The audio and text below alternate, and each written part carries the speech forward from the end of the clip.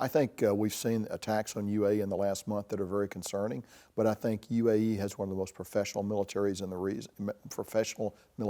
region. They're very well led, and I think UAE is a very safe and secure place.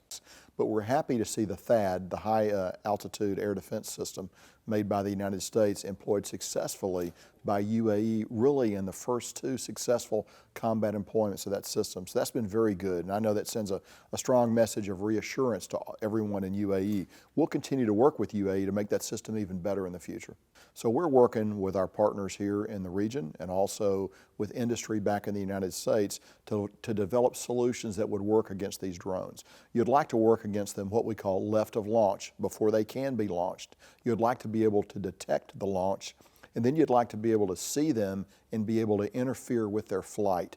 And if you can't do that, you'd certainly like to be able to shoot them down as they get near their intended target. So in all of those areas, we're working with our friends internationally as well as with industries in the United States to become more effective at that. I think we've seen attacks on UAE in the last month that are very concerning, but I think UAE has one of the most professional militaries in the region. They're very well led, and I think UAE is a very safe and secure place. Certainly, even as UAE has come under attack, the United States has moved quickly and swiftly to help an old friend.